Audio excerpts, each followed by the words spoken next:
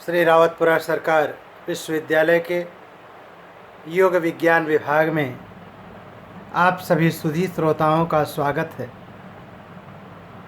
श्रोतागण, इस वीडियो अंकन में मैं विश्व योग दिवस के आयोजन के फलितार्थ के विषय में चर्चा करने जा रहा हूँ।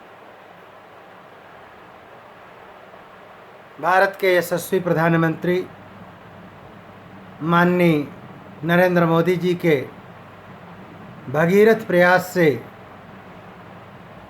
जो योग गंगा इस धरा पर अवतीर्ण हुई और उसने एक जन आंदोलन का रूप धारण किया। जन जन के मन को अभिसिंचित करते हुए त्रिविध ताप के परिताप को नष्ट करते हुए सबको आरोग्यम सुख संपदा का आशीर्वाद देते हुए सबको स्वास्थ्य, शांति और समृद्धि का वरदान देते हुए यह योग गंगा जो प्रवाहित हुई वह पूरे विश्व के जन मन को अपनी उत्तुंग लहरों में आत्मसात कर ली, पूरे विश्व समुदाय को अभिसंचित करने लगी है। आज पूरा विश्व एक महामारी के दौर से गुजर रहा है। यह महामारी संक्रामक प्रवृत्ति की है जो व्यक्ति से व्यक्ति में बहुत तेज से ही परिवर्तित होती है। तो ऐसे परिवेश में योग की भूमिका कहीं अधिक बढ़ जाती है, योग की प्रासंगिकता अधिक बढ़ जाती है और योग के प्रयोग की संभावना बढ़ जाती है। योग शास्त्र में योगी के लक्षणों को वर्णित करते हुए हठ योग प्रदीपिका, शिव संहिता, घेरण संहिता तमाम ग्रंथों में लिखा गया है कि योगी को जन संसर्ग विवर्जिता होना चाहिए। जन संसर्ग विवर्जिता का तात्पर्य है जन समुदाय से दूर, जिसे आज सोशल डिस्टेंसिंग के रूप में प्रचारित किया जा रहा है। यह योगी का एक स्वीकार्य धर्म है, उसकी एक चारित्रिक विशेषता है। अगर हम उन स्थानों में अधिक रहेंगे जहाँ पर जन समुदाय रहता है तो हम योग साधना को निर्विघ्न रूप से नहीं कर पाएंगे। यही कारण है कि प्राचीन काल से ही योगी गिरिकंदराओं में, हिमालय की उपत्यकाओं में और विशाल वनों में रहते थे। भारतीय संस्कृति का अवलोकन करने से हमें इस बात का बोध होता है कि भारतीय संस्कृति में दो संस्कृतियां परस्पर समाहित दृष्टिगोचर होती हैं। पहली कृषि संस्कृति, दूसरी ऋषि संस्कृति। सांसारिक भरण पोषण के लिए हमारी भूख और उदर पूर्ति के लिए कृषि संस्कृति का विकास किया गया और अन्न, फल आदि के उत्पादन से समृद्धि की साधना की गई। साथ ही साथ इस जीवन को केवल भोगों के लिए नहीं खर्च किया जा सकता है। केवल भोगों के लिए यह जीवन नहीं है, यह जीवन तो मूलतः योग के लिए है। इसलिए ऋषि संस्कृति को भोग संस्कृति, कृषि संस्कृति के ऊपर वरीयता दी गई। ऋषि संस्कृति से तात्पर्य उस संस्कृति से है जो कहती है कि ईशावास्यमिदं सर्वं यत् किंच जगत्यां जगत् तेन त्यक्तेन भुंजीथा मा गृधः कश्चित् धनम्।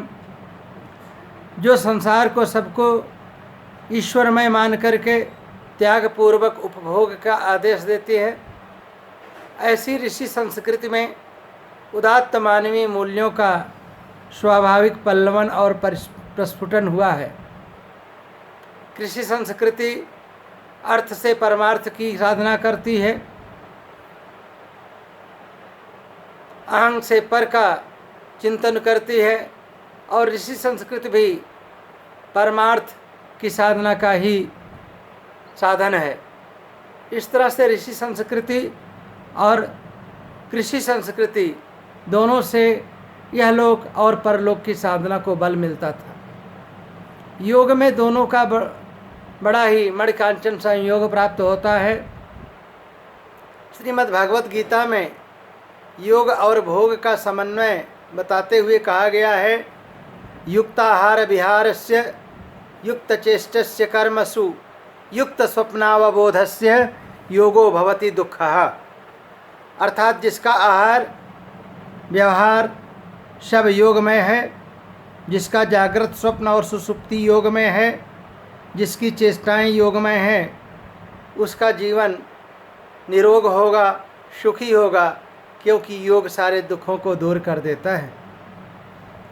इसी भावना से भावित होकर के विश्व को सारे दुखों से मुक्त करके अतुलनीय शांति एवं आनंद की उपलब्धि कराने के लिए जन जन तक पूरे विश्व समुदाय की अलग अलग संस्कृतियों में, अलग अलग समुदायों में, अलग अलग देशों में, सभी आयु वर्ग में योग का समावेश करने के लिए, पूरे विश्व को योगमय करने के लिए 21 जून को विश्व योग दिवस का आयोजन किया जाता है। योग उत्सव मनाया जाता है, महान आयोजन होता है।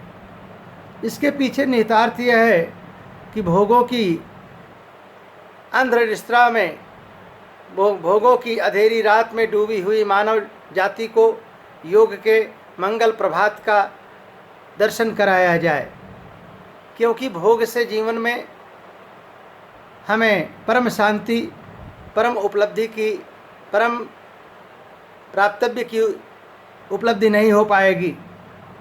भोग से जीवन की पूर्णता नहीं प्राप्त होगी, क्योंकि भोग स्वयं में अपूर्ण है। इसलिए हम अपनी कामनाओं को विवेक सम्मत तरीके से संयमित करते हुए, चित्त को योग साधना के माध्यम से नियमित और नियंत्रित करते हुए, समत्व की भावना से भावित होकर के कुशलतापूर्वक कर्म करते हुए जीवन में समाधि की अवस्था को प्राप्त कर सकें, इसलिए योग का प्रचार प्रसार किया जा रहा है। आज पूरे विश्व में व्याधि उपाधि का बोलबाला है। हम व्याधि के कारण उपाधि और उपाधि के कारण व्याधिग्रस्त हो रहे हैं। योग हमें व्याधि उपाधि से ले जा कर के समाधि में लीन कर देता है, क्योंकि योग ही समाधि है। वेदव्यास के योग भाष्य में योग को समाधि के रूप में निरूपित करते हुए कहा गया, योगः समाधि सम्यगाधीयते एकाग्रीक्रियते विक्षेपान मनो यत्र सह समाधि। नाना प्रकार के विक्षेपों में, विचार अटवियों में बिखरे हुए हमारे मन को सम्यक रूप से एकाग्र करते हुए जिस परम तत्व में विलीन कर दिया जाता है, वही समाधि है। इस समाधि में हम अलौकिक आनंद का अनुभव करते हैं और अपने जीवन के परम प्राप्तव्य का अनुभव करते हैं। इस प्रकार से आप देखिए कि विश्व योग दिवस का मुख्य लक्ष्य है मानव जीवन में स्वास्थ्य की स्थापना हो, सभी स्वस्थ हों, निरोग हों, मानव जीवन में शांति की स्थापना हो, कोई अशांत ना हो, कोई दुखी ना हो, और साथ ही मानव जीवन को परम आनंद में आप्लावित कर देना योग का परम लक्ष्य है। आरोग्य, स्वास्थ्य हर मानव की आवश्यकता है। शांति मानव मात्र की आवश्यकता है, जीव मात्र की आवश्यकता है। इसी तरह से आनंद हमारी परम आवश्यकता है, हमारा परम स्वरूप है। हम सच्चिदानंद स्वरूप हैं। हम सत्य की साधना में रहें, चेतना का विकास करें और परमानंद में विलीन कर दें अपने इस जीवन को। यही योग का निहितार्थ है। इसी निहितार्थ को पूरा करने के लिए पूरे विश्व में विश्व योग दिवस का आयोजन किया जा रहा है, जिससे पूरी मानव जाति, पूरे विश्व मानव समुदाय एक सूत्र में पिरो दिया जाए। सब एक चेतना बन करके, एक आत्मा बन करके, एक लक्ष्य बन करके, एक निष्ठ बन करके, एक साथ एक लक्ष्य की प्राप्ति के लिए समर्पित हो जाए। ये विश्व योग दिवस मानवता को सुख के मार्ग पर, शांति के मार्ग पर आनंद और उल्लास के मार्ग पर ले जाता है। इसलिए हमारा यह परम दायित्व है कि हम अपने व्यक्तिगत प्रयास से, अपने सामाजिक प्रयास से व्यष्टि एवं समष्टि रूप से समाहित होकर के इस विश्व योग दिवस को अप्रतिम ऊंचाइयों तक ले जाएं, जिससे योग के दुर्लभ परिणामों से सभी लोग लाभान्वित हो सके, सबके जीवन में सुख, शांति, आरोग्य और आनंद का संचार हो। श्रोतागण, आपने मनोयोग पूर्वक इस वीडियो अंकन को हृदयंगम किया, आपको कोटि कोटि आभार। आपके जीवन की समस्त इच्छाएं पूर्ण हों, ईश्वर की अनंत कृपा आप पर बनी रहे, इसी मंगल कामना के साथ मैं इस वीडियो अंकन को विराम देता हूं। धन्यवाद।